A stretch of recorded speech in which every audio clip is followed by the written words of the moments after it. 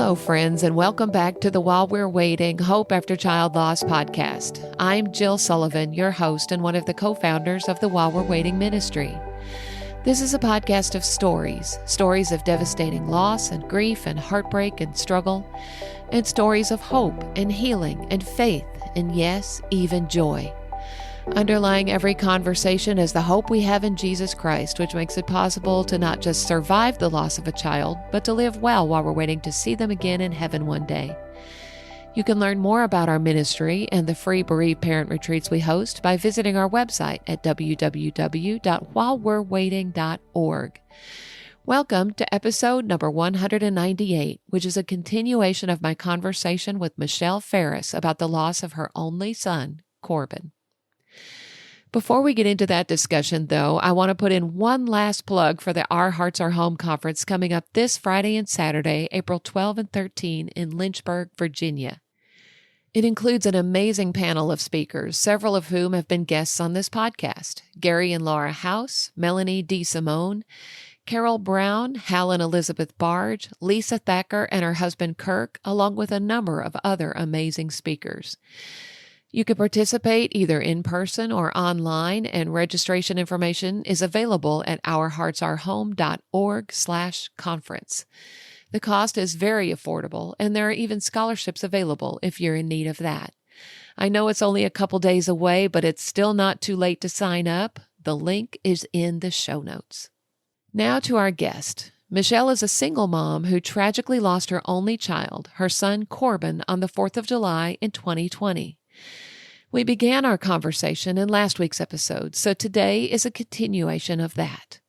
Michelle shares very openly and honestly about her experience as a single mom who lost her only child through her social media pages, and we will talk about some of her postings and writings today.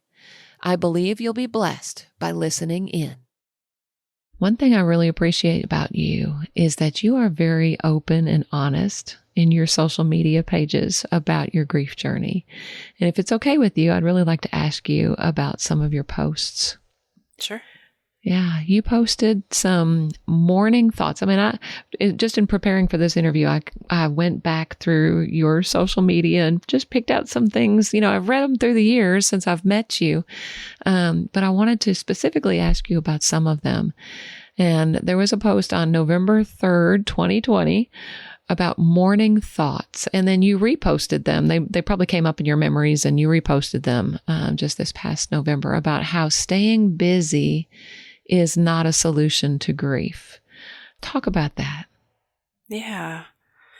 Well, I think more so in those early days when I would come across people, sometimes they'd say, "How you doing? Are you staying busy, or you just got to stay busy, right?" Or, and it's just like, I just would think, why do they think that's a solution to what I'm feeling right now? Like, I miss my child. Staying busy isn't gonna, is not the solution. And I think, it's good to keep busy with some things, but you also just need to have that downtime to actually grieve and just sit in the feelings and be sad. 'Cause there's no way around it. You have to go through it. Mm-hmm. And keeping busy is just going to, if you just keep busy all the time, it's going to just prolong it, and you're going to have to deal with it later anyways. So yeah, exactly. Yeah. Yeah. I think that's very true. Often when we as grieving parents meet new people and they discover that we've lost a child, they will ask us, what happened? And that can be a really uncomfortable question for a bereaved parent to answer. And you wrote about this in January on your Facebook page. Will you share what you've learned about responding to that question? Yeah. And I will say, like, in the first year or two of my grief, like, I wanted to tell people what happened. For me, that was my way personally, because I don't know if it was just my way of processing it and making it seem real. Like, I wanted to tell people, and I thought to myself later, well, maybe they didn't want to hear all the details, but I was just so open. I'm like, well, this is fact. This is my life, Yeah. But now that I've kind of, come along a little further, and I'm 3.5 years into it, I feel like I don't always want to share the details because it takes me right back to Yeah. that day. Mm-hmm. And so I don't want for someone just randomly to say, oh, what happened? Yeah. Well, if I'm not in the mode of wanting to go back to that day because I relive it, I should only go back to it when I choose to. That's right. And so I found that I also try to put on my social media to let other people know, like, well, this is what you should say to a grieving parent instead. But I think it's just, I think it's okay to say thanks for asking, but that's really painful. And I just can't right now. But I think people don't realize that it really just takes us back to that day. And like the difference of me losing Corbin suddenly like that. Mm-hmm. And, you have a longer process Right. in your story with Mm-hmm. Hannah. But for me, just to go right back to that day is, Oh, yeah. Yeah. yeah, you relive it. And people don't think about that. And I think if people just thought about, okay, it's about they've lost a loved one, it doesn't matter what happened. Exactly. Their loved one isn't here anymore. Right. Yeah. Right. Well, and I love that you just kind of gave everybody permission to say, I'd rather not talk about that right now. That's very painful for me. We can say that and it's okay. Yes, for sure. There's those boundaries again. Yes, exactly. Yeah. Mm-hmm. Yeah. I think sometimes we feel like we have to answer that question, but we don't. We don't. We don't. And it's okay to decline. Mm-hmm. Absolutely. Grieving parents also often struggle with the idea of prayer. And I know you've wrestled with this yourself, and you wrote about it on Facebook a few months ago in January. What have you learned through your wrestling? Yeah. Prayer, it is still a hard thing for me, but I do wrestle with it because sometimes you hear about other people's children that were saved or they got over this illness or they survived this accident and, their prayers were answered. Yeah. And I think, well, weren't my prayers answered? Or didn't, and it's like, I've realized that even though God didn't answer my prayer the way that I prayed so hard, I so wanted him to do what I wanted him to do. Yeah, exactly. It doesn't mean that he didn't answer it. Mm-hmm. And that Corbin is safe and loved and he won't have to experience this broken world anymore. And so I do wrestle with knowing that and being thankful for it. And then my heart also aching and wanting him here. Sure. And so it is hard. But I've also seen where God has answered. I mean, he answers prayers, but it's like, we're so one-sided on it, right? Like we see like, oh, well, this thing that I wanted turned out the way I wanted it to, so he answered my prayer. But even if we don't get what we want, he still is answering us because he knows the bigger picture. Yes. And there was an instance this last year on July 4th, was the 3-year mark. And I was really nervous going into that weekend and just feeling like people aren't remembering as much, or I'm going to just feel so alone. And in hindsight, God really put people on my path that weekend to really be there and be supportive for me. Yeah. And he didn't leave me alone. He really showed up for me. And so I see that more and more because I think maybe my eyes are open to it more. Yeah, that's good. Thinking about Corbin going to heaven on 4th of July, is that difficult that that it happened on a holiday, a day that people are out celebrating and, shooting fireworks and things like that? Is that difficult for you? I'm just curious. It is difficult, but I think it's also because it's on that day, it's something that people won't forget. True. Yeah. And so I do get a lot of messages. People, have still reached out to me because they remember as they're with their families and friends celebrating. It's so significant that they remember Corbin died on that day. So I think on that side it is helpful, but it is hard too. So it's, as with a lot of things that we carry that are bittersweet, I guess, as you would say, or Yeah. as we say as grieving parents. But Sure. Yeah. I can see the positives and negatives of that mhm. day for sure. Yeah. I think my favorite social media post you've made was just a few weeks ago when you shared a writing that you did as part of a class that you were taking.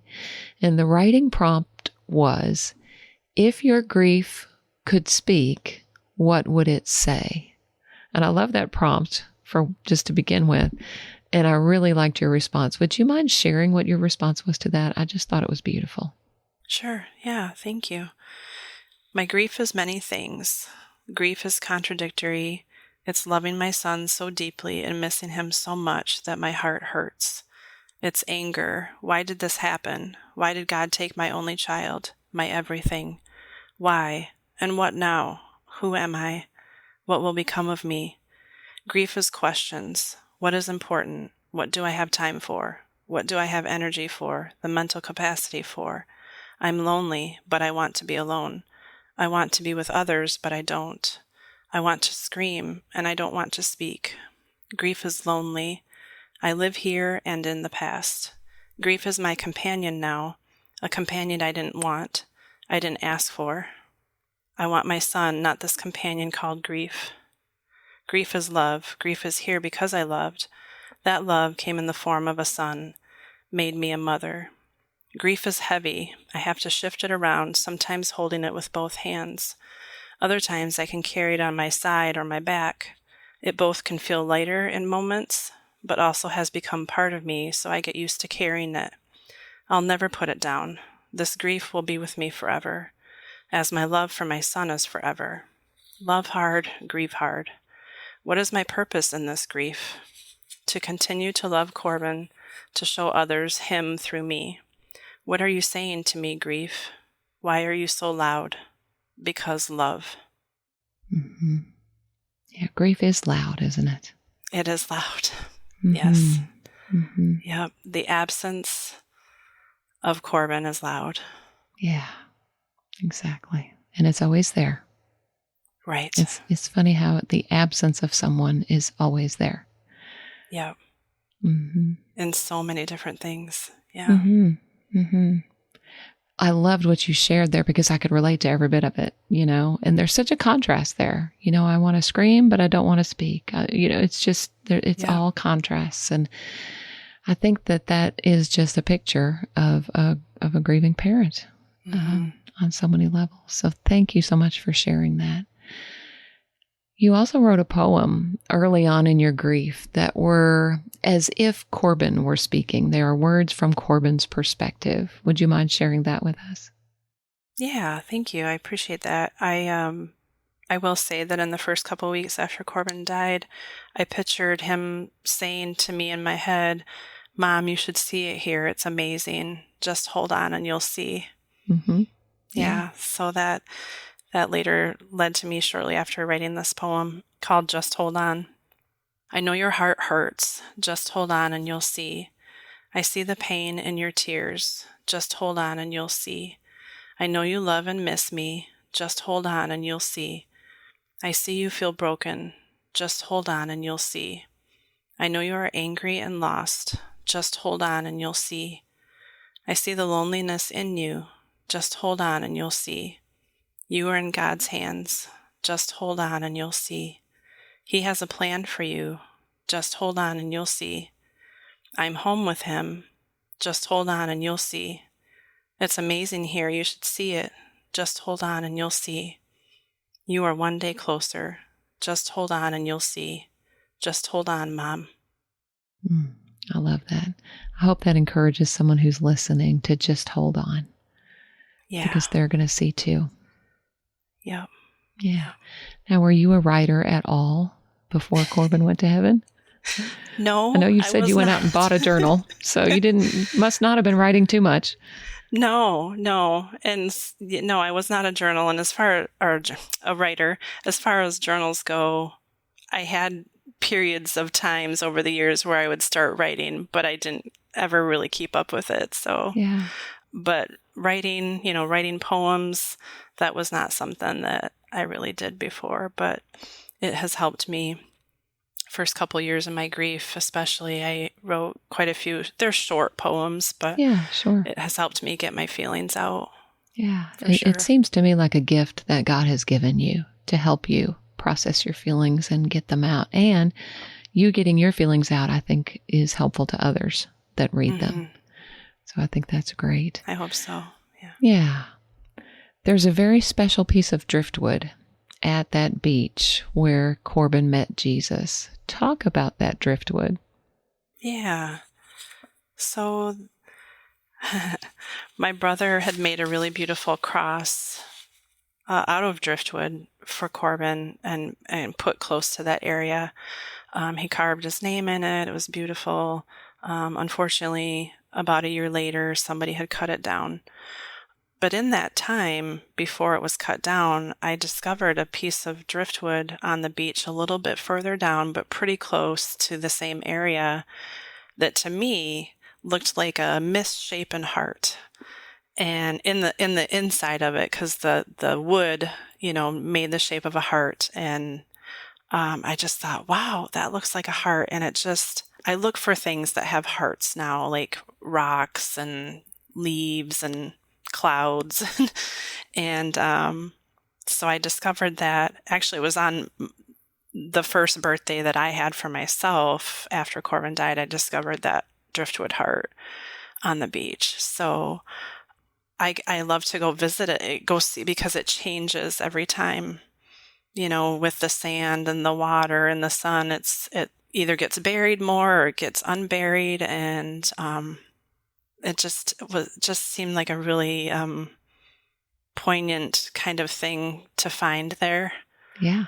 So yeah. I love it. I've seen pictures of it, of course, on your Facebook page, and it is absolutely beautiful. I love driftwood anyway, so that is beautiful. And you wrote just a little writing about the driftwood as well. Share that with us. Yeah. Yep. This is a short little poem called A Driftwood Heart. A grieving mother's heart, a piece of driftwood on the beach. Pieces missing, not complete. Changed, but the same. Rough edges, smoothed by the elements. Ever changing, never what was. Created by God, changed by the world. Searching for a new purpose. How to fit into this place. A changed heart, a different world. A piece of driftwood looking for its place. A piece of driftwood tragically beautiful. Tragically beautiful. I love that. Thank you so much for sharing your writings with us. I just think they're going to be helpful to a lot of people. You're welcome. I think all of us who are bereaved parents have this very sharp dividing line, like a fault line in our lives that kind of marks the before and the after. Think about the before Michelle and the after Michelle. How is she different? Yeah, I do reference everything to before and after. Before Corbin, after Corbin. I would say the before me was definitely more social and would easily attend social events with friends. That definitely is a big change, and it's slowly transforming. Where it just depends on how I'm feeling if I get out, but that has become a little bit more since the early days. The after me gets anxious more easily. I never really I don't think I really experienced anxiety much before, maybe a little, but I do get anxious about, big social gatherings, or if it just depends on what the situation is. But, so yeah, anxiety is one. The after me is not as fearful if something bad is going to happen, because for me, the worst already happened. Yeah. I really don't see how anything worse than losing my child could happen to me. And maybe, that's just how I feel. But, and I know, other bereaved parents who still have living children, often I've heard from them that they become more fearful that something else is going to happen to one of their children, which I completely understand that. obviously for me it's different because I did lose my only one. So, Yeah. Yeah. so I don't feel like I have anything else to fear. Yeah. And the after me also, I think I give myself more permission to say no to things, to give Mm-hmm. myself those boundaries Yeah. than I did before. Or if I have to cancel on something, the before me, I feel like, well, I'm committed. I may not really Yeah. feel like going, but I said I would, so I go. Where Uh-huh. now I'm like, if I feel emotionally like I can't, I'm okay. And I just, tell people I can't go. Right. And you don't need to give an explanation. Mm-hmm. That's So, right. and then the after me, I do feel a deeper desire to be closer to God and to learn more about heaven.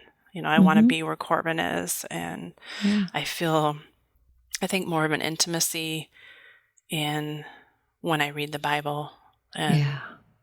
learning about God's love for us. Sure. Yeah. Yeah. What have you learned about the character of God through your loss? I rely heavily on the fact that he will never leave me or forsake me. That Yes. often comes in my mind. I look back and I feel carried by God. So I think even though I've struggled with trusting him, but I think, time and again, he shows me that he is trustworthy. And then if I just lean into that, because he's all powerful and he knows the big picture. And I have to settle into just being okay with not knowing. Right. And That's right. just, Mm-hmm. rely on what his all knowing, all powerful, all loving plans are for us. I mean, I may not like it as any child with parents sometimes don't like the things that, they put in place, but Yeah, I do feel like I exactly. have those temper tantrums sometimes, but Mhm. yeah. Yeah, I definitely appreciate that. I feel like I would be remiss if I didn't ask you about Rusty, your Oh, dog. Yeah, yeah. talk about what a companion your dog has been to you. Yeah. Oh, I love it when people ask me that. It's like, that how important people know how important my dog Rusty is to me. And me and Corbin adopted Rusty about 8 months before Corbin died. So Oh, wow. I look Okay. back at that and I think God knew that I would need Mm-hmm. that companion, But yeah, he's just, I don't know what I would do without him. I just pour so much love into him and Yes. snuggle him, and he's with me, all the time. And He gives you that love right back, doesn't he? he does, yeah. Mm-hmm. Just such a comfort and, yeah, someone for me to pour love into, and yeah, helps me not feel so alone. Yeah, yeah. Well, that's the other thing. I always enjoy seeing your pictures of Rusty on your Facebook page. He's I know a bit how spoiled. important. Yeah. Yes, I know what a great companion a dog can be. We've had dogs, throughout our lives. We haven't had one for years now because of what we do. It's just impossible. But my daughter has a dog, has two now, and they're such good friends for her, such great companions. And I love that you have Rusty, and I hope you have Rusty for a long, long time. I do too. And it was nice because I have memories of that with Corbin too, because we had him for those 8 months. So yeah. Mm-hmm. That's good. I know that the holiday season can be especially hard for a grieving parent. And I can imagine that's even more true when you've lost your only child, when you're single, when you find yourself alone. But I know you do a very special project around the holidays every year in memory of Corbin. Talk about making movie memories. Yes, yeah. The last couple years, so me and Corbin loved going to the movies, and that's one of the many things that I miss doing. Watching movies at home with him, going to the movie theater. We just really enjoyed that, and a couple of holiday seasons ago, I thought, what can I do to honor him at the holiday time? And then I thought of that, and I was like, it's so expensive for families to go to the movies. The ticket, popcorn, Mm-hmm. drink, like it's expensive. And I know as a single mom over the years, I'd have to kind of finagle ways for us to be able to go out and do that, as a fun activity. And maybe sometimes when I shouldn't have spent the money, but we did it anyways. And so I came up with this idea of gifting movie gift cards to families, and I reached out to an elementary school a couple years ago, and I said, if I do this and I get collection donations from friends and family, will you help me identify the families to give them to? And it's interesting because the elementary school that I reached out to is just down the street from where I live. And the lady that I talked to there, the dean of students, when I did talk to her for the first time and I told her why I was doing it and that I wanted to do it in honor of my son, she informed me that she had also lost her son. Oh, and wow. So it felt so right for me to have contacted her and to do it for that school. Yeah. And we both started crying, and Sure. Yes. yeah. So 2022 was the first year that I did it on a bigger scale. I did it just myself. The year before that, we were able to bless 24 families the first year. So we give each family member a $25 gift card, that'll cover the ticket, movie, or popcorn and drinks. And then I also put together little gift bags with microwave popcorn, candy canes, hot chocolate for them to have at home. Yeah. And then this last year, 2023, we gifted 25 families for a total of 102 people. So it's been such a blessing. And it's not super complicated, because sometimes you're overwhelmed with your grief. But I start collecting donations just from friends and family, through my Facebook a couple months before the holidays. And then I assemble all the little gift bags. And for me, when I did that, especially this last year, it felt to me, I was doing it on a Sunday and I had music going, not Christmas music, because that still is hard for me, but it felt like I was wrapping presents for Corbin when I was assembling those gift bags. I love that. And because Christmas is really hard and I don't do much around it since Corbin has died. Yeah. So I love that. It's such a simple but unique idea. And what a special gift for those families. I just think that's so special. And then the fact that you and Corbin had that special movie, those movie experiences together. I love that idea. So thank you for sharing that with us. Yeah, you're welcome. Well, I've actually, in distributing those gift bags, a couple of the families have said to me that they have also lost a child. So it's interesting, like you don't realize who may be struggling in your community. And so it's a little hug to my heart that I'm able to give that for them too. So yeah, absolutely. Absolutely. All right. So one last question I always like to ask, and I think I already know the answer to this one for you. Has music been an important part of your grief journey? And if so, what is on your playlist? Yes, music is very important. There's so much on my playlist, but I definitely Toby Mac music. Of course. His whole Life After Death album. I don't know if you've good. listened to that, I assume. Specifically his song Faithfully. Yes. That's one that I really enjoy a lot and get a lot out of. Some Jeremy Camp songs, This Too Shall Pass and Steady Me. There's an artist I wasn't too familiar with before called Dan. His name is Dan Breams. Yeah, I don't know him. There's a song he has called Hold You Tight. And it's just, about God holding us tight and holding on to us. Yeah, I'll have to look for that one. Yeah. And One Day by Cochran and Company. Yes, love that one. Yeah, I like that one a lot. You're Gonna Be Okay by Jen Johnson. Another Toby Mac one, which is one that Corbin liked a lot, which among many, but Till the Day I Die by Toby Mac. Yeah. Yeah. Yeah. And there's another one that's I thought of when you prepared me for these questions, is that there's one that Corbin really liked a lot, and it's a hip-hop Christian song. He liked to listen to his kind of hip-hop music, and it's called 116 by Trip Lee. And it's based on Romans 1:16. Yes, I've heard And that it's, one too. says, I'm Yeah. not ashamed of the gospel. All I need is 1:16 to brag on my King because he Yeah. runs this thing. So, Yeah. Very good. Yeah, good songs. I think you and I and Corbin all have the same taste in music. Those are all some of my favorites too. yeah. So, all right. Well, thank you so much for everything that you've shared with us today. Is there anything else you'd like to share before we go?